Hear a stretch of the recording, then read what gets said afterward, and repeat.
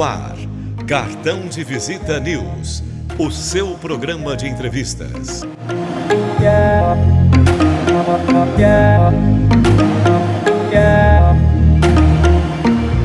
O ritmo acelerado da cidade não precisa ditar a forma como você vive. Para nós, da Pereira Alvim, qualidade de vida é inegociável. E é por isso que te convidamos a conhecer nosso novo empreendimento, Residencial Alto do Castelo 2. Imagine viver com sua família em um cenário encantador, clima agradável e vista deslumbrante, onde dá para aproveitar bem todos os momentos sem pressa. No Alto do Castelo, a vida sobra a seu favor. São lotes a partir de 308 metros quadrados para você construir a casa dos seus sonhos em um residencial fechado com espaços de lazer e bem-estar numa das regiões mais valorizadas da cidade. E o pagamento é facilitado, direto com a construtora. Sua nova vida te espera no Residencial Alto do Castelo 2. Pereira Alvim. Sonhamos mais, construímos mais. Precisa fazer mais pelo seu negócio? A Socred Mais é o parceiro certo para ajudar as pequenas empresas. Tudo de forma rápida e simples. Quer fortalecer o caixa? Peça seu microcrédito direto pelo aplicativo. Você também pode antecipar recebíveis. E ainda tem a linha especial de capital de giro para quem é MEI. Para ser grande, tenha um parceiro que faça mais por você. Socred Mais. Baixe o app agora.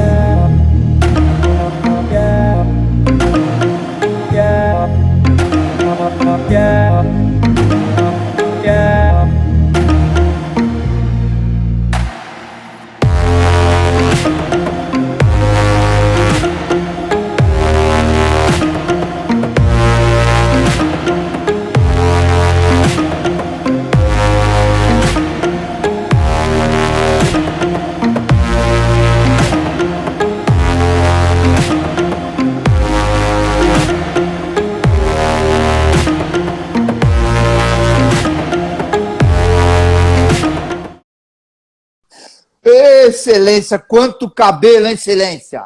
Boa noite. Como vai? Obrigado pelo prestígio de novo aí. Estamos aqui com o doutor Irineu Fava. Ele é desembargador do Tribunal de Justiça de São Paulo. Sempre afirmo aqui que o Tribunal de Justiça, pela quantidade de desembargadores, é o maior do mundo. E hoje ele faz parte ele é da Câmara do Direito Privado. Então, só para a gente dar uma relembrada, doutor, nós temos bastante que conversar, até por causa dessa nova, eu diria, nova missão ou nova ação que o tribunal está tocando aí. Conta um pouquinho, vai só rapidinho, as comarcas que o senhor trabalhou, como juiz de primeira instância, como magistrado, bem rapidinho, para a gente relembrar.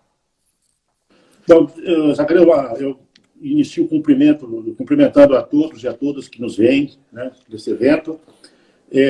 Parabenizo você e agradeço, digo que é com imensa satisfação que eu mais uma vez participo aqui do cartão de visita. Fico muito honrado com o convite, porque é um espaço que dignifica muito o jornalismo brasileiro, porque ele é plural e ele leva a boa informação, o que hoje nós estamos necessitando muito, né? Estamos precisando exatamente dessa qualidade de jornalismo nos dias atuais. E você, sem dúvida nenhuma, desempenha essa função, eu já conheço há bastante tempo, então quero dizer que para mim é sempre uma honra estar aqui, a oportunidade que você está dando de poder trazer o que a gente vem fazendo, não é? Sobretudo na questão da acessibilidade, que nós vamos falar depois a respeito. Mas atualmente eu integro a 17ª Câmara de Direito Privado, né, do Tribunal, e paralelamente a isso eu hoje coordeno a CAPES, que é a Coordenadoria de Apoio ao Servidor do Judiciário. Nós lá temos a questão da acessibilidade, temos questões de assédio moral e assédio sexual. O foco mais hoje aqui, para nós, é a acessibilidade. Né? Explica só um pouquinho o que faz o direito privado, para quem não é do meio, né? Só para que às vezes as pessoas querem saber. Explica um pouquinho do direito privado, que é a Câmara que o senhor atua, depois nós vamos para os finalmente, que é realmente o nosso tema de hoje. Perfeito. Não, só para eu concluir a trajetória, claro, vamos lá. Que eu havia dito, para não perder a caminhada. Então, eu no início de 1985, eu tomei posse como juiz, né? Fui juiz substituto em Bauru, passei por comarcas como Cafelândia, como Praia Grande, como Rancharia, Araçatuba, Lins, São Paulo, e agora no Tribunal de Justiça, já desde 2005. Nós estamos lá. E a nossa atuação, o Tribunal de Justiça é dividido em 3 seções, 3 matérias de direito que se faz, fundamentais, que é direito privado, direito público e direito penal, direito criminal. Então, eu integro a seção de direito privado, que é a seção que lida com as relações civis, ou seja, crédito, posse, questão fundiária, bancário, consumidor, enfim, prestação de serviço, uma série de matérias que a gente atua na seção de direito privado. Doutor Irineu, na seção de direito privado, o que mais tem de tudo relacionado a essa questão técnica que você explicou, ou o que pega mais hoje? A seção de direito privado é tão grande que ela é dividida em 3 subseções, né? Nós temos o direito privado 1, direito privado 2 e o direito privado 3. E porque a gama de matérias que são submetidas ao direito privado é muito grande, então há essa divisão, essa subdivisão interna, né? Na área que eu atuo, que seria o direito privado 2, a questão é mais de direito do consumidor de uma maneira mais ampla, não é? Então, direito bancário tem muito, direito possessório também tem bastante, são causas que efetivamente se repetem. Muita coisa a respeito de crédito consignado, enfim, temas que estão mais hoje aí na ordem do dia, digamos assim, né? E esses, né? Já na parte de direito penal 1, no privado 1 tem família, que tem bastante, plano de saúde, e assim vai. Essas são as principais matérias que a gente... Quem que está no seu time lá? Na sua Câmara? Quem são os desembargadores? Só para a gente fundamentar, depois a gente vai para o assunto. Desembargador Teodósio, né? Souza Lopes, Afonso Braz Nogueira, Laerte Marrone, eu e o nosso presidente, o João Batista Vilhena Amorim Vilhena, que é o presidente. do tribunal. Somos em Então, cinco. então vamos falar essa questão da coordenadoria que foi criada, vou retomar esse assunto. Por que houve isso? Inclusive, me parece que além da acessibilidade, tem uma questão também do dano moral, não? Ou não? Nessa questão da coordenadoria, tem o assédio moral. Assédio moral e assédio sexual. Os dois. Então, hoje foi criado o dia da acessibilidade. E como foi que foi designada essa missão que você encabeçou, na realidade, que foi um pedido do presidente do tribunal? Como é que foi? Foi um convite do nosso presidente, né, o desembargador Ricardo Anaf. Ele tem nos dado ampla, total cobertura e apoio para que a gente possa efetivamente desempenhar um trabalho que seja eficiente, que atenda à finalidade, que é um trabalho inclusivo, não é? O Tribunal de Justiça de São Paulo está na vanguarda dessa questão de acessibilidade, questão de apoio ao funcionário, que se chama hoje aí modernamente de desintoxicação de ambiente de trabalho. Né? O ambiente de trabalho não pode ser tóxico, ou seja, o funcionário não pode trabalhar ali constrangido, às vezes humilhado, às vezes assediado, até do ponto de vista sexual. Então, nós temos que desintoxicar os ambientes de trabalho exatamente com essas bandeiras, com essas políticas. Não é? E, fundamentalmente, nós temos a questão da acessibilidade. Né? Acessibilidade é questão diretamente ligada à inclusão, né? É questão inclusiva, e isso desemboca no algo mais profundo, que é a própria cidadania. Né? Então, eu costumo dizer que acessibilidade, como a nossa palestra diz aí, é uma questão mesmo de cidadania. Quer dizer, quando a gente inclui pessoas com deficiência, né, nós estamos fazendo uma política de inclusão que permite o exercício de uma parte do direito de cidadania. Essa é a visão. O Tribunal de Justiça já está nessa seara, já vem na vanguarda disso, desde 2010, 2011, né, com iniciativas embrionárias no início. Agora, mais recentemente, o Conselho Nacional de Justiça entrou também na regulamentação, né? E hoje existe uma política pública interna no Judiciário de acessibilidade. Né? Então, nós temos a Resolução 401 de 2021, agora do CNJ, né? Que regulamenta, mas nós já tínhamos aqui, o nosso setor, já vínhamos trabalhando nisso. Tudo isso em consonância com a lei, né? O Estatuto da Pessoa com Deficiência, que é a Lei 13.146 de 2015. Então, São Paulo está bem na vanguarda. Depois eu vou dizer também algumas iniciativas que a gente tem aqui, do que foi feito. Temos novidade, inclusive no dia de hoje, nós conseguimos lançar aí uma ferramenta muito importante, também inédita no Judiciário, né? Não temos isso. Então, São Paulo vem vindo exatamente nessa vanguarda, porque, como eu digo, a preocupação com a cidadania, a preocupação com a inclusão, ela é fundamental. Doutor Irineu, agora essa questão do envolvimento do tribunal, na realidade, essa questão da acessibilidade e deficiência, tal, isso aí é só para servidor público? Não, no início, sim.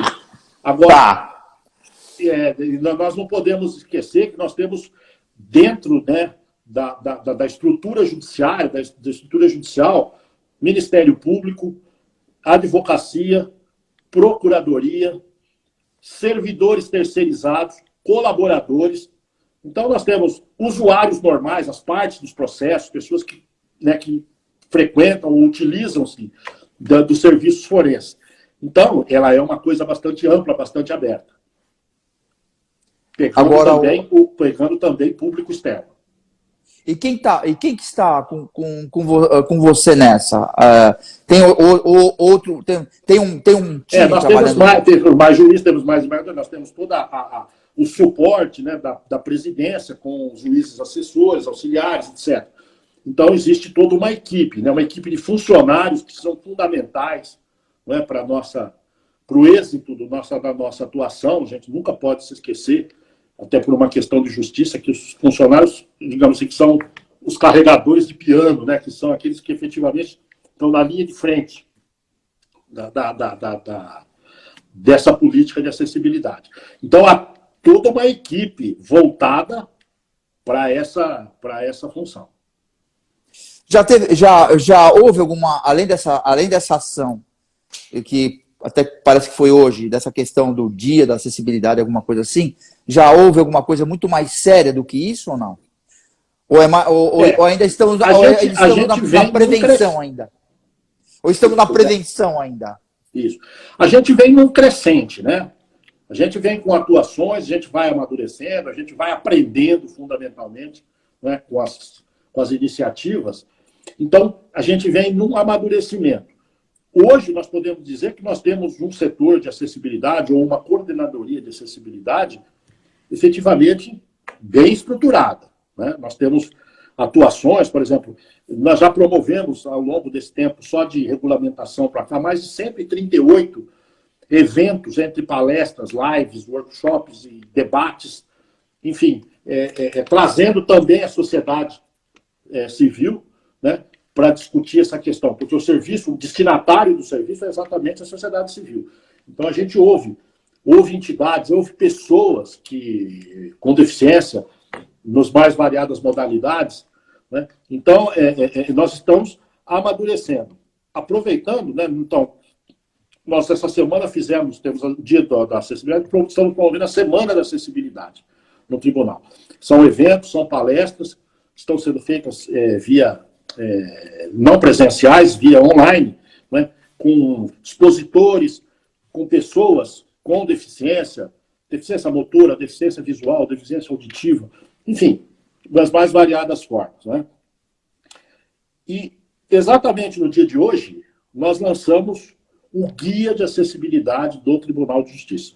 É uma cartilha, não é, que visa esclarecer, informar e, sobretudo, conscientizar. Porque o objetivo do nosso trabalho, e quando a gente fala de acessibilidade, é exatamente esse. Mais do que regulamentação, mais do que lei, nós precisamos conscientizar da importância da inclusão das pessoas com deficiência. A partir do momento que houver uma conscientização, tenho certeza que boa parte de toda essa regulamentação não há nem necessidade de existir, porque será uma coisa natural. E nós estamos, graças a Deus, caminhando a passos largos para isso. Hoje nós já temos a criação de um selo de acessibilidade, não é? Para aqueles prédios que são feitos, prédios inteligentes, né? Que tem toda a estrutura para receber as mais variadas pessoas com deficiência. Nós temos semanas, nós temos debates, nós temos, enfim, uma série de atividades e iniciativas voltadas para isso, para a conscientização.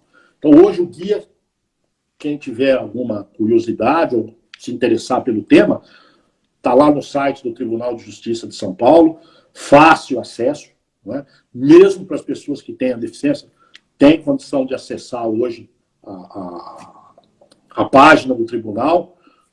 Outra novidade que nós já conseguimos, estamos em fase de implantação, que é um leitor de tela próprio para deficiente visual, chamado leitor de tela JAWS.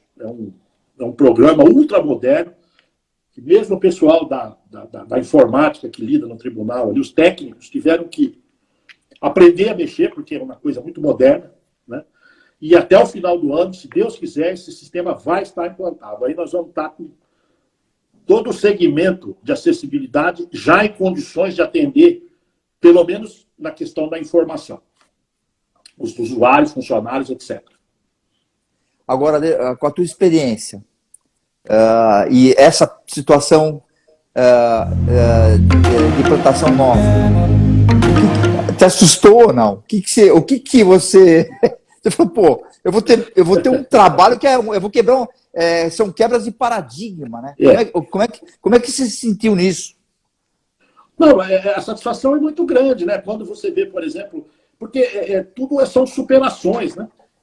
E no serviço público a gente tem algumas amarras burocráticas, né, próprias da estrutura, né? Então, às vezes, a gente quer implementar de forma mais rápida, mas esbarra em questão orçamentária, porque todo esse serviço, todas essas iniciativas assim, de implantação, sobretudo de sistemas, né, tem um custo. E a gente tem essa dificuldade dentro do setor público, né, que é a própria burocracia, né? Para fazer uma implantação desse tipo, temos que primeiro ver se tem verba, né, destinada na rubrica orçamentária para gastar nessa área. Depois tem todo um processo de licitação, e isso é demorado, isso tem prazo. Então, às vezes a gente não caminha na velocidade desejada. Mas já se fez muito, eu posso garantir para você, né? Por exemplo, nós hoje temos um censo dentro do Tribunal de Justiça para saber quantas pessoas nós precisamos, que têm essa necessidade, ou vão ser beneficiadas. Então, o último censo que nós fizemos recentemente, até para a Semana da Acessibilidade agora, nós temos cerca de 1.000 funcionários com algum tipo de deficiência e temos 10 magistrados, né? Mais um número sensível, porque estamos falando de todo o Estado, né? Aí de usuários, que são advogados, partes, e o Ministério Público, etc. Toda essa gama de pessoas estão sendo diretamente beneficiadas. Eu ia comentar o seguinte, essa questão da acessibilidade, é óbvio que o tribunal, até porque vocês são antigos e estavam numa situação completamente diferente, como que os funcionários encararam isso, Irineu? Essa questão. E detalhe, de quem veio essa ideia? Então, essa ideia veio de quem? Assim, só que estamos aplicando dessa maneira. Claro que a acessibilidade existe no Brasil inteiro, em alguns lugares, tal. Mas essa questão do tribunal se envolver, da onde que surgiu essa ideia que o presidente, ou se for o próprio presidente, que comprou? Então, como eu disse, hoje o Conselho Nacional de Justiça, ele coordena essa política de atuação, essa iniciativa, não é? Hoje está regulamentado isso, quer dizer, todo o judiciário tem que estar voltado ou preocupado com isso, não é? Com acessibilidade. Não há mais como, até porque existe legislação que exige as posturas de construção de prédios, privados ou públicos. Hoje tem todo um projeto específico, né, só de acessibilidade. Correto? Então, isso é fruto, a nossa comissão, uma comissão grande, ela tem entre funcionários, a adesão é total, né? Fora, às vezes, funcionários que falam, olha, eu gostaria muito de fazer parte, que não dá para a gente também trazer todos que querem, porque a comissão ela tem as suas restrições, limitações, mas houve uma adesão assim, total, e isso contribui muito para que a gente possa desempenhar um trabalho bem satisfatório, né? A adesão, o empenho na questão. Muitos funcionários com deficiência, né? que aderiram e ajudam muito, né? Na questão de Libras.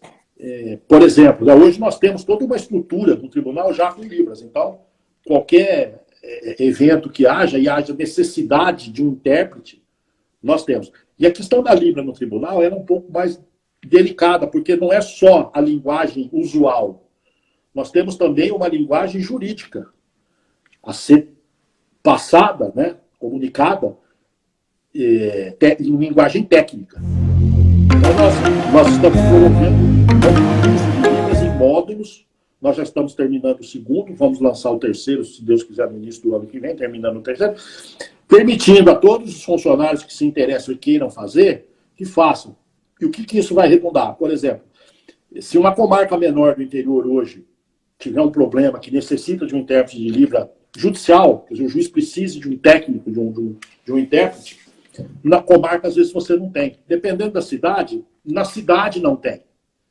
Então a nossa atuação é no sentido de quê? De formar funcionários que pelo menos em cada comarca do estado tenha pelo menos um funcionário formado, né, e em condições de realizar esse trabalho, que é a interpretação de Libras. Então, agora, isso tudo vai surgindo de ideias, porque, como eu digo, na comissão nós temos pessoas com deficiência, pessoas que sentem na pele, né, a questão, a dificuldade que é, a falta de ferramentas, às vezes, para que possa atuar melhor. Então, eles trazem isso para a comissão. E como eu disse, a presidência do tribunal também colabora fundamentalmente. Apoia muito também. Então, eu acho que é toda uma simbiose, toda uma sincronia, né, voltada para um determinado fim. E eu acho que toda essa energia aí que tem gerado, eu, sem falsa modéstia, sem querer também autoelogio, porque não sou só eu, como eu digo, nós estamos lá numa comissão, né, a gente tem visto um bom avanço, uma boa melhora na qualidade do serviço judiciário em relação a esse tema de acessibilidade. Quando a gente fala em acessibilidade, a gente fala em deficiência também. As duas coisas que andam até juntas e tal. E já aconteceu, ou tem alguma situação de deficiência que não, aí não tem, eu não tenho um caminho para resolver aí. Já passou por isso ou não? Então, não. Já, existem algumas, existem limitações que eu não consigo, aí não consigo fazer nada, porque existe a limitação é muito séria, não tem um caminho aqui, pelo menos aqui na área jurídica, no tribunal, nessas questões. A gente acredita que com a implantação desse leitor de tela JAWS para deficiente visual, né, isso é a última etapa para que a gente possa atender ou tenha ferramenta para que toda modalidade de deficiência ela tenha acesso ao nosso serviço, acesso ao nosso site, enfim, acesso ao judiciário. Eu acho que é praticamente a última etapa para formatar as ferramentas. Então, nós vamos ter acessibilidade motora, rampas, hoje a gente já tem implementado, os prédios atuais a gente já faz nesse sentido. Para deficiente visual, nós temos o chamado piso tátil, né? Que é aquele piso que a pessoa com a bengala se identifica o rumo que deve seguir. Né? Nós temos a questão das libras, nós temos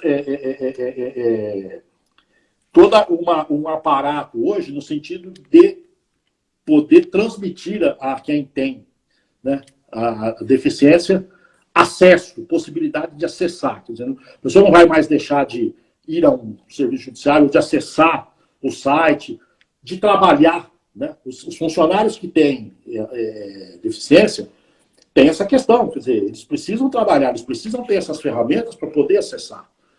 Né?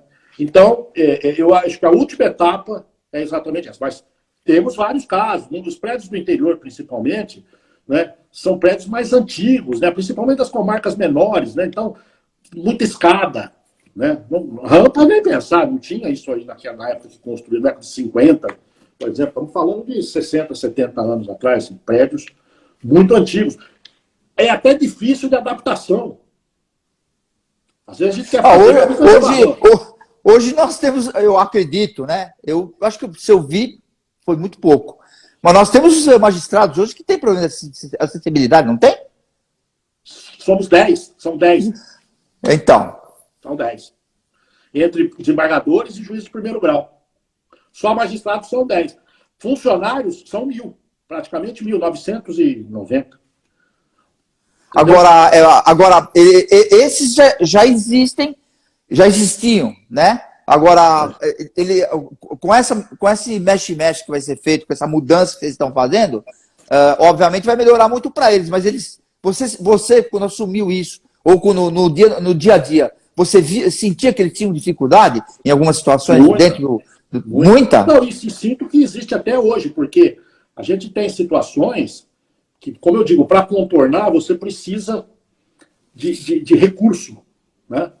Como, por exemplo, construir uma rampa num prédio antigo não é a mesma coisa que construir uma rampa num prédio moderno, mais novo, que ainda não tem uma rampa, mas ele tem, normalmente, uma área de escape, uma área própria para você fazer no futuro, porque ele já é pensado para isso. Naquele tempo nós não tínhamos isso. Para implementar, por exemplo, um elevador, é uma outra alternativa que a gente tem para a questão da mobilidade, né, motora. É difícil você pôr um elevador num prédio desse antigo também, porque tem problema de estrutura, tem problema onde colocar, onde fazer o fosso, onde... Então, e tem o custo, né? Para pôr um elevador num determinado prédio hoje, é uma das coisas mais caras que tem no edifício, talvez, é essa parte de elevador, de máquina, cabos, de carros, etc. Então, tudo isso daí, a gente, como eu disse, né, a gente tem essas dificuldades, esses entraves, que a gente vai superando com parceria, com ideias, sobretudo com ideias, um pouco de criatividade. E como nós temos uma atuação coletiva, a criatividade fica mais fácil, porque é impressionante, mas sempre tem alguém com uma ideia, às vezes, simples, e eficiente. Que passa até pela dificuldade e já fala, ó, por que não faz isso, não tiver ideia de fazer? Estamos queimando a cabeça, se fizer ali, talvez, tá aí, entendeu? Então, aí já entra também o setor de engenharia do tribunal, que também ajuda. Como eu digo, é uma equipe, é um trabalho multidisciplinar até, eu diria, entendeu? E por isso que ele acaba sendo eficiente, porque as ideias vão surgindo, né?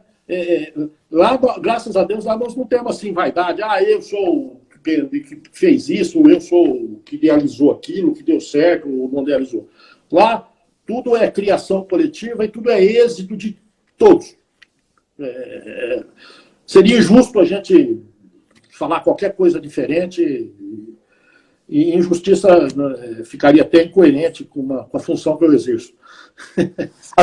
Agora, Excelência, o senhor é desembargador, a gente sabe que o senhor tem, como todos, existem os assessores, né? Porque não cabe o tamanho do trabalho que tem de estar tudo sentado no seu colo, né? Agora, essas pessoas que são, como você comentou, são 10 magistrados, que tem esse problema hoje atual. Que a gente fala problema, mas na realidade eles nem enxergam como um problema.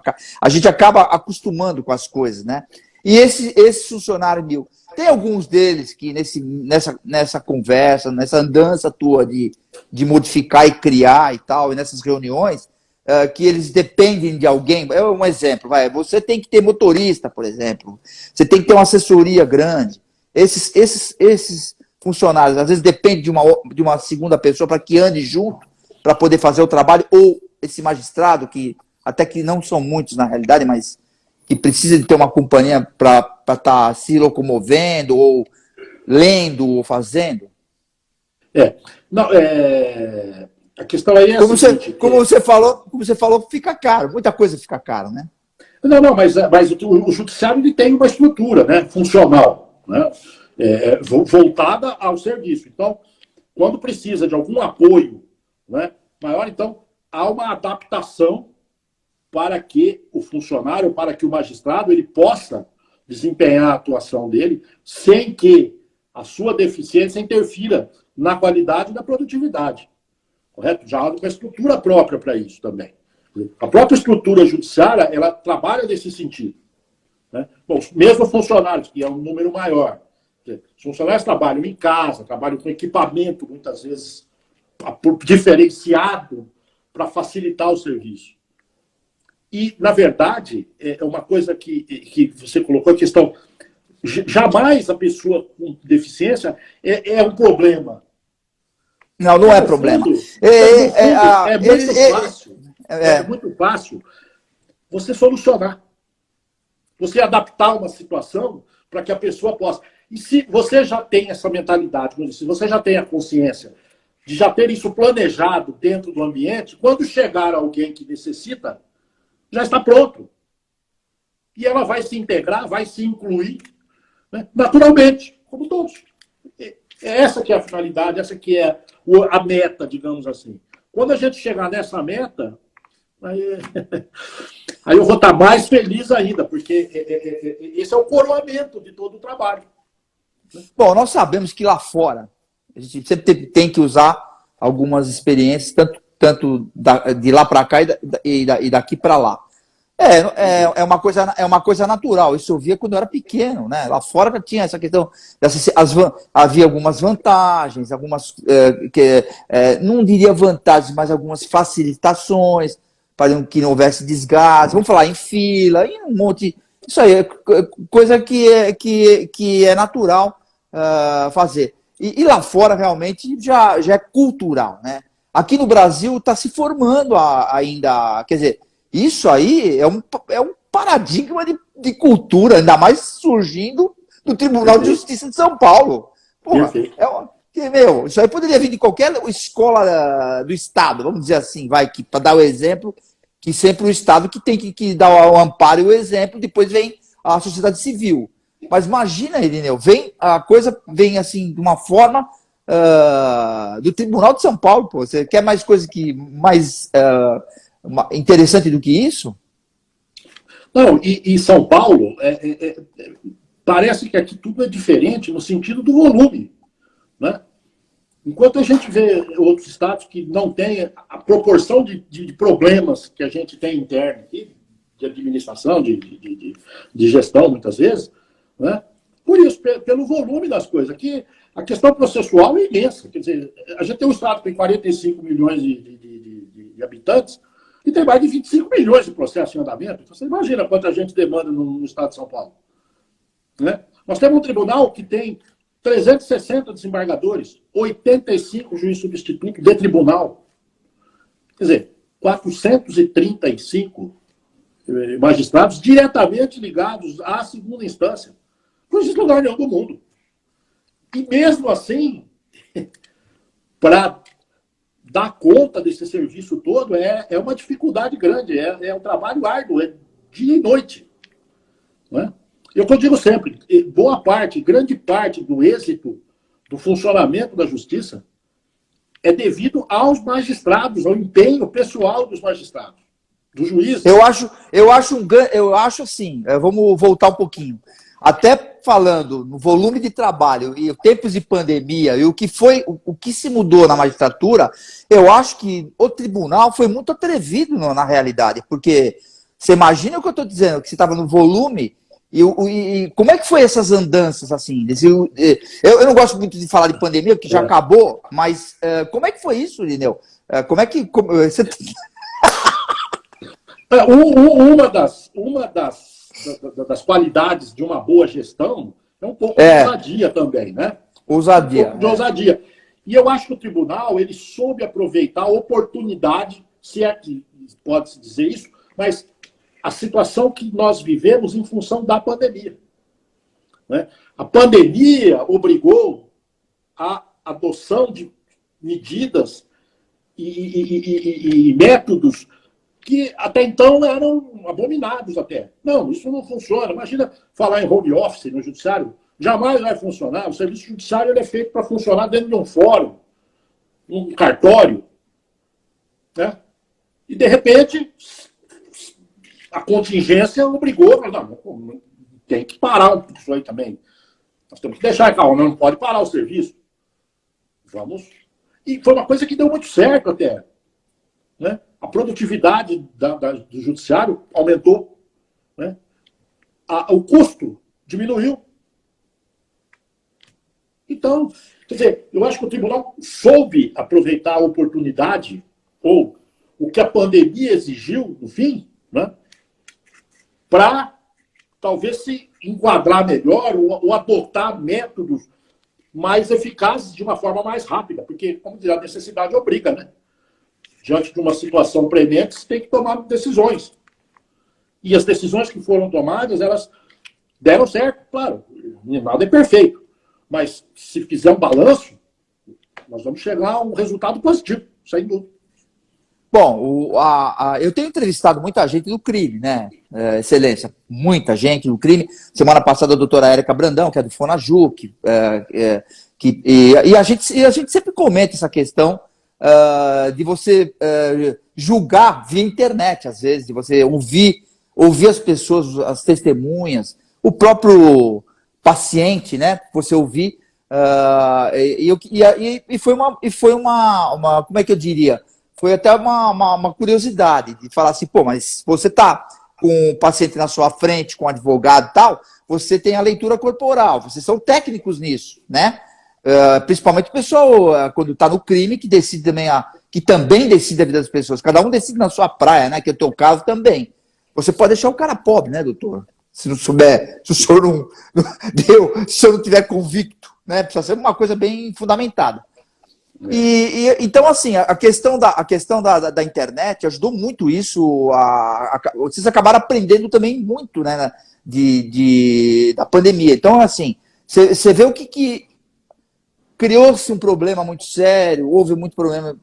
Aí já é uma questão espiritual, não vamos nem discutir, não vamos entrar na seara. Mas eu acho que houve uma evolução, porque ninguém gosta do novo, na realidade, né? Ninguém gosta do novo. Ainda mais os caras da nossa idade, não gosta. Começa a inventar moda, não dá, né? Então, assim, você imagina essa questão que vocês estão fazendo e essa mudança que houve de tanto volume e de processo. E foi uma mudança meteórica. Viu? A internet entrou de uma forma, e agora é definitiva, ainda bem. Até pela qualidade do serviço. Hoje, por exemplo, você não tem mais fila de cartório para atendimento de público, advogado no balcão. O advogado acessa o site, acessa online, do escritório dele. É um conforto. Não precisa mais pegar, ir lá ao fórum, atravessar, né? Se pôr roupa certa, se locomover, perder tempo com locomoção. Em uma fração de segundo ele entra. E os nossos serviços de internet, ele é razoavelmente bom, ele não é ruim, não. Poderia melhorar, mas tudo, como eu digo, tudo é uma evolução.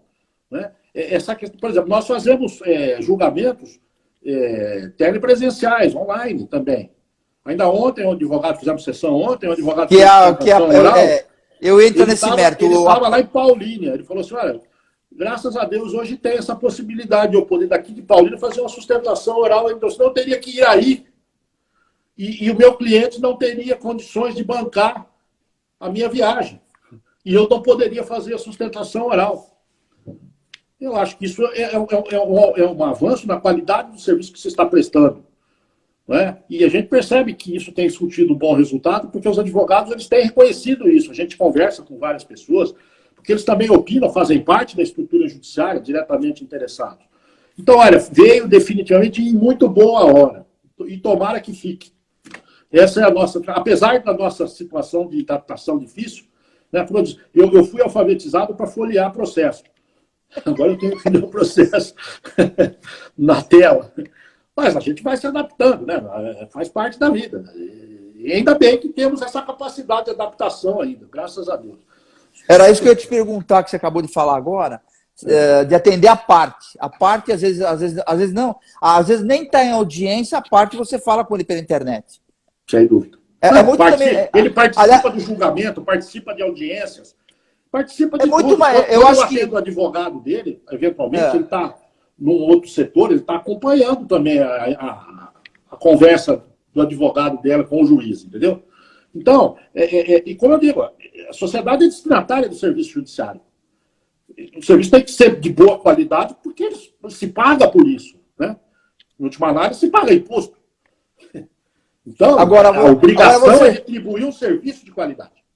Agora, você não acha que com isso, essa questão de ouvir a parte, você fazer, não fica muito mais, não que haja algum problema de forma nenhuma, porque a questão interpessoal também é ótimo, quando eu falo em leitura corporal e tudo mais, mas você não acha que isso é muito mais ético, na realidade? Não ficou muito mais ético de evitar problema, de ter, porque não quis me ouvir, ouviu a outra parte, não ouviu a minha, e se isso está tudo gravado, isso existe uma certa segurança relacionada a isso também ou não?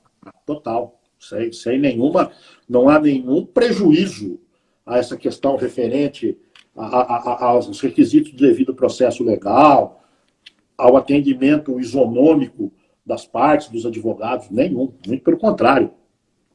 Eu acho que o sistema veio, é só uma questão de adaptação mesmo e também de costume, né? De acostumar a trabalhar com isso. Eu acho que o judiciário ele já está bastante maduro nesse sistema de digital. Tanto que às vezes se fala em voltar ao sistema anterior e ainda não voltamos, né? Nós estamos hoje num sistema um pouco híbrido. Um pouco presencial, um pouco online, um pouco home office, e sessão presencial, algumas outras telepresenciais, porque o sistema deu certo. E eu acho que, como eu digo, o que dá certo a gente tem que implementar e melhorar. E essa molecada, eu falo molecada, no bom sentido também, magistrado, que estão entrando agora que vem com essa cultura de tecnologia. Esses são terríveis, né? Porque aprenderam, na faculdade aprenderam na tecnologia, e aí total. Vem total. Você já pensou mostrar um aparelho de telex para um juiz hoje da atual? Eu lembro o telex. Mostrar máquina de escrever, né? né? O fax, e o fax também depois. Depois como é que vocês conseguiam trabalhar naquela época, né? Naquela época isso era moderno, né? Não, Irineu, a gente sabe que é primordial. As futuras gerações, nossa, isso aí tudo é tudo hoje peça de museu antigo, né? Esses equipamentos que existiam antigamente. Hoje a tendência é cada vez mais a digitalização e não é irreversível. E graças a Deus, viu? Ainda bem, porque a gente sai daquele período pré-histórico de papel para todo lado, papelado, aquele monte de processo que leva para lá, leva para cá. Só para transportar processo já era. Também é mais seguro, né? Eu acho que é mais seguro. Porque eu me lembro, já teve história, né? Some folha do processo, não sei o quê. Antes era a idade da pedra, né? A gente, quer dizer, tudo funcionava, mas na cultura da época. Hoje mudou muito. Até para arquivo. Aí em Ribeirão Preto, tinha um arquivo aí do interior aí que era uma loucura. Se não me falha a memória, há muitos anos atrás, pra você ter uma ideia, os funcionários trabalhavam com uma luva de couro até o ombro, porque um funcionário foi picado por um escorpião aí. Se não me falha a memória, há muitos anos atrás. Ai, que medo! Você vê como é que era. Então, até hoje você armazena tudo num pendrive, numa coisa, né, numa nuvem, como dizem aí, né? Milhões e milhões de informações, né? Para armazenar milhões de processos, você imagina. Até o espaço físico muda, entendeu? Então, eu acho que a digitalização ela é oportuníssima e definitiva. Irineu, como é que está o que você enxerga aí na questão, não vou polemizar, né? Mas como está a magistratura? O que você ouve aí, os seus colegas? Eu sei que você tem uma certa liberdade, já está há algum tempo aí, faz o trabalho diretamente com o presidente do tribunal também. O que você ouve da magistratura hoje? Está tudo redondo, tudo andando? Olha, eu posso dizer para você hoje que o serviço judiciário ele está muito bem estruturado, ele está muito eficiente, há uma produtividade imensa, não é? A rapidez, não é? O tempo de duração do processo hoje é muito mais curto. O tempo de julgamento de recursos é infinitamente mais rápido do que era. Então, nós estamos caminhando e ainda há no Brasil uma cultura de judicialização excessiva, não é? De questões que poderiam talvez ser resolvidas com outros mecanismos, né? É também oportuno porque eu coordeno também no tribunal o Sejusc, que é o setor de conciliação em segunda instância.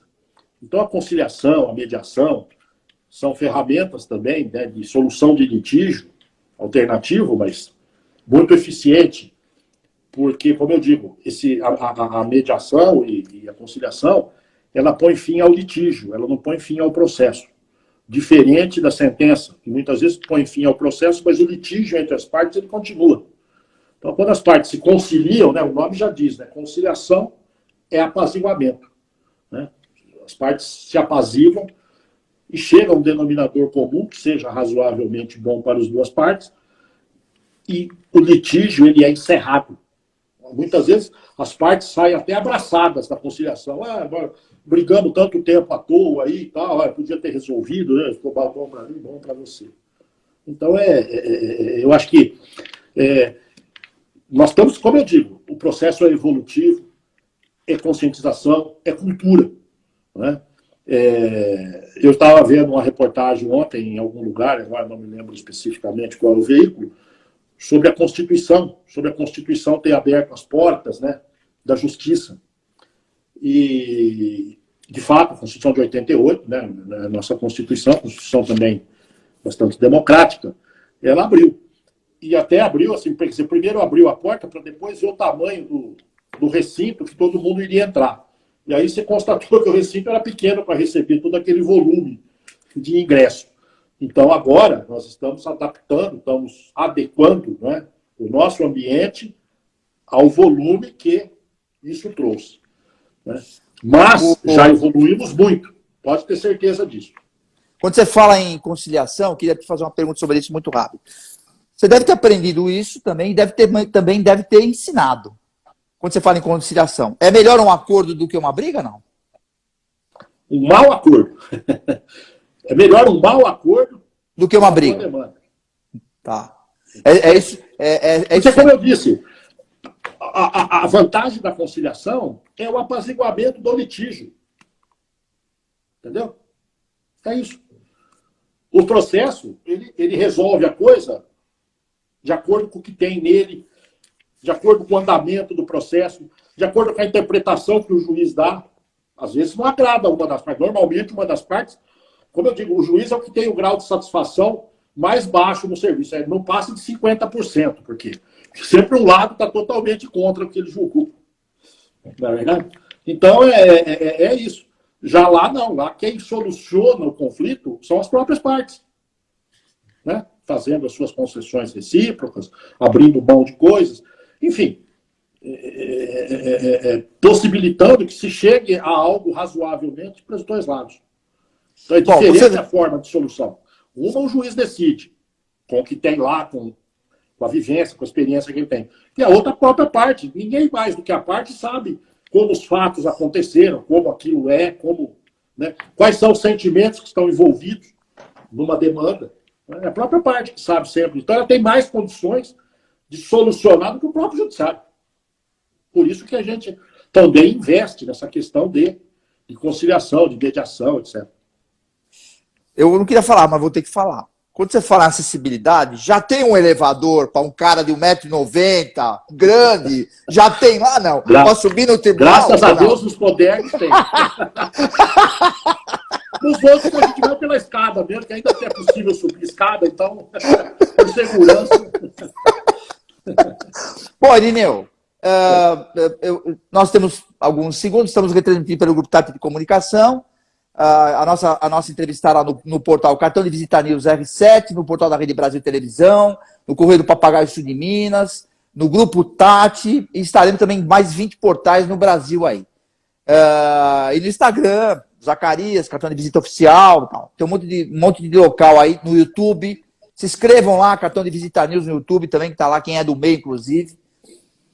E eu queria, você quer dar mais uma geral para eu te fazer a última pergunta? Nós temos um tempinho ainda. Ok. Tem mais alguma coisa que você queira falar? Agradecer você mais uma vez pela oportunidade que você dá. Imagina. Você pode dar. Parabenizar você pela qualidade do jornalismo que você faz, tá certo? Um jornalismo leve, um jornalismo imparcial, um jornalismo plural, como deve ser, acredito eu, não é? Dentro de um regime democrático, como deve ser mesmo o jornalismo, a imprensa. Então, você contribui muito para isso. Então, eu aproveito para parabenizar você e reiterar a minha satisfação de estar sempre aqui participando, né, do cartão de visita. E quero dizer que a nossa experiência aqui em São Paulo, ela está aberta para quem quiser nos conectar, nos procurar, trocar informações. A gente recebe, são muito bem-vindas sugestões e tudo mais. Então, eu só queria deixar isso bem claro. Porque, como eu disse, o engajamento de todos é que vai fazer a acessibilidade plena, que é o que nós buscamos. O importante que eu acho, que quando você fala, porque na verdade é o seguinte, tudo que você falou, a recíproca é verdadeira. O que eu quero dizer é o seguinte, o que importa é o conteúdo. Você é um grande conteúdo que está passando informação para a sociedade, e que existem algumas... tem pessoas que não são do meio, inclusive, que tem... Mas quem é? Pô, desembargador, tal. Mas olha que cara humilde, o cara abre a guarda, fala... Parece que o desembargador é um cara blindado, que você, para entrar na sala dele, tem 10 seguranças. Não é, a gente sabe que não é assim, não é assim. Pelo cargo, né, desembargador, é coisa que assusta a criança, né?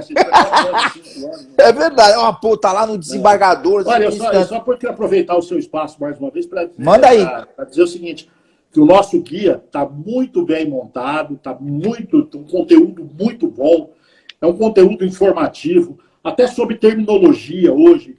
porque se falava em deficiente, em portador de deficiência, até a terminologia de tratamento, né? Fica meio... Entendeu? Então, nós temos toda essa gama de informação lá, o que está sendo feito, o que tem disponível para acessibilidade, quais são as ferramentas que a gente tem implantado para mobilidade, para surdez, para deficiência visual, enfim, para todas essas modalidades de deficiência, está muito bem estruturado. Então, quem tem interesse no tema, que quiser conhecer um guia de qualidade, pode acessar lá o nosso guia no site do Tribunal de Justiça, no nosso portal. Inclusive eu estou aqui abrindo uma que eu não comentei, mas quem quiser conhecer também, tem assessoria, tem a Rosângela Chances, que é da comunicação, conhecer o tribunal, como funciona, como é que é a sala do desembargador, como que é essa questão da acessibilidade. Isso é super importante. Faça uma visita, como eu falo, institucional lá. Esse é o lado humanístico do judiciário, né? A gente pensa que o judiciário é composto por burocratas e pessoas frias, né, que ficam ali somente aplicando a lei sem o mínimo de sentimento, sem o mínimo de entender o que está acontecendo, a angústia, muitas vezes, da parte que está ali buscando alguma coisa. E não é bem assim. Existe um lado humanístico muito forte no tribunal, no judiciário como um todo. Então, é isso também que a gente procura mostrar com esse tipo de serviço, exatamente esse lado humanístico que deve ter, né, um órgão como o judiciário. Excelência, doutor Irineu Jorge Fava, desembargador do Tribunal de Justiça de São Paulo, maior do mundo. Fala muito aqui porque vem alguma coisa aí que eu já sabia. Não, eu vou ser repetitivo. Para quem você entrega o seu cartão de visita, pô? Se for a mesma pessoa, eu vou entregar também. Essa é uma pergunta. E quem vai ser repetitivo sou eu. É o que eu digo sempre. Eu não posso ser diferente, porque é uma injustiça. Quer dizer, hoje quem me sustenta, né? Viu? Quem te carrega, excelência, quem te carrega no colo? Fala aí. No colo, e olha que é uma missão dura. Missão dura. Exatamente, é a minha esposa, né, que me dá toda a força, toda a estrutura, o suporte, né, para que a gente dê conta de todas essas atribuições que a gente tem, né? Sou uma companheira incrível, né, uma pessoa que tem, como eu digo, sempre tem uma fé inabalável e uma grande mulher. Então eu não posso deixar de oferecer o meu cartão de visita, também sendo repetitivo, mais uma vez, para a Kátia, minha esposa. Suas filhas estão te acompanhando. Eu queria também dizer para você, com todo o respeito, que eu sou apaixonado pela fé da sua mulher. Ela tem uma fé, como você falou, inabalável. Eu nunca vi coisa igual. Você dá uma coisa na mão dela, a oração dela... Então, para mim, eu tenho o maior... grupos de oração pelo Brasil todo aí. Olha só, que bom, ela é uma pessoa de Deus, uma pessoa do bem. Que bom. Ô, Irineu, eu quero dizer o seguinte, excelência, eu quero agradecer a comunicação, você, pelo convite de entrevistar presencialmente o presidente do tribunal. Eu vou marcar, realmente, eu estarei lá antes do final do ano. Talvez agora no início do mês de outubro eu vou entrevistá-lo, deixa passar as eleições e tal. E eu quero também bater um papo com ele, eu quero que você esteja junto, a gente vai fazer, a gente vai retransmitir pelo Grupo Tato de Comunicação também. E eu quero te agradecer, Irineu, pelo prestígio de estar com a gente aqui, porque o teu tamanho é do tamanho do seu coração. Pelo menos a tela fica cheia, né? Tchau, Irineu, até mais. Muito obrigado. Fica com Deus, você e todos que nos viram aí. Uma boa noite. Eu que agradeço. Bastante gente, eu que agradeço. Obrigado. Até mais, Irineu. Tchau, tchau. O ritmo acelerado da cidade não precisa ditar a forma como você vive. Para nós, da Pereira Alvim, qualidade de vida é inegociável. E é por isso que te convidamos a conhecer nosso novo empreendimento, Residencial Alto do Castelo 2. Imagine viver com sua família em um cenário encantador, clima agradável e vista deslumbrante, onde dá para aproveitar bem todos os momentos sem pressa. No alto do castelo, a vida sobra a seu favor. São lotes a partir de 308 metros quadrados para você construir a casa dos seus sonhos em um residencial fechado com espaços de lazer e bem-estar numa das regiões mais valorizadas da cidade. E o pagamento é facilitado, direto com a construtora. Sua nova vida te espera no Residencial Alto do Castelo 2. Pereira Alvim. Sonhamos mais, construímos mais. Precisa fazer mais pelo seu negócio? A Soucred Mais é o parceiro certo para ajudar as pequenas empresas. Tudo de forma rápida e simples. Quer fortalecer o caixa? Peça seu microcrédito direto pelo aplicativo. Você também pode antecipar recebíveis. E ainda tem a linha especial de capital de giro para quem é MEI. Para ser grande, tenha um parceiro que faça mais por você. Soucred Mais. Baixe o app agora.